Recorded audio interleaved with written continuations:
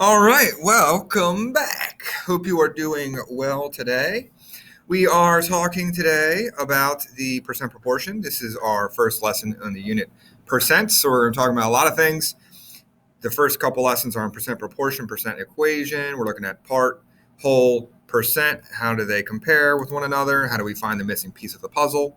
Later in the unit, we're going to be talking about simple interest. We're going to be talking about tax, tip, markup, markdown, discount. So all about percents. So the very basic element is how do we find the missing piece if we know two of the three elements of the percent proportion here? So what is a percent proportion? It's where you take a part compared to a whole, and then you set it equal to a percent. Remember, percent literally means out of 100. So we're going to take our percent. So say we had 70%, 70 out of 100. Okay, this part is pretty easy. That 100 is always there. If you know the percent, that always goes over 100. And if you know the part or the whole, that goes here.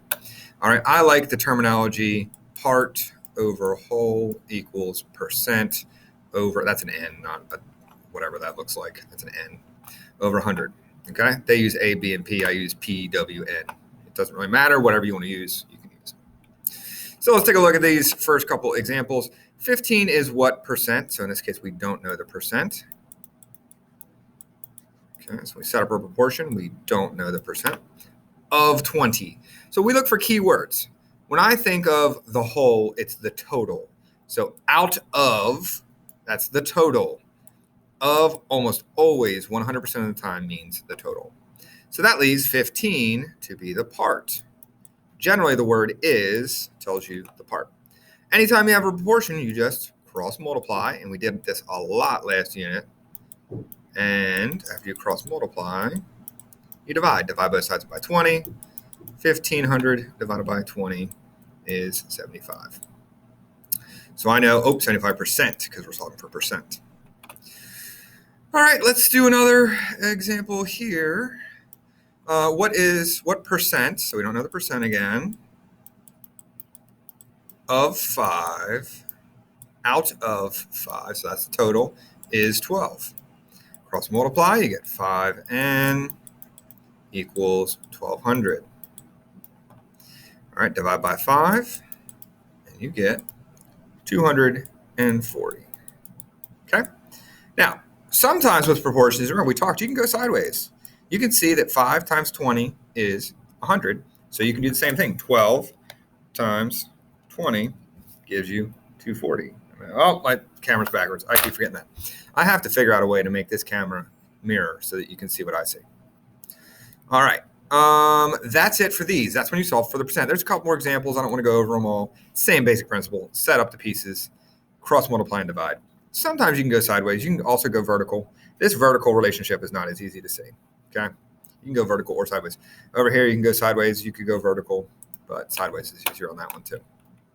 All right. Now look at these. What number is 11.4%? What number is 11.4% of 330? So right there, I see they gave us the percent. Out of 330, they gave us the whole. So we're solving for the part. Cross multiply, you get 100p equals, I can't do that in my head, 11.4 times 330 is 3,762.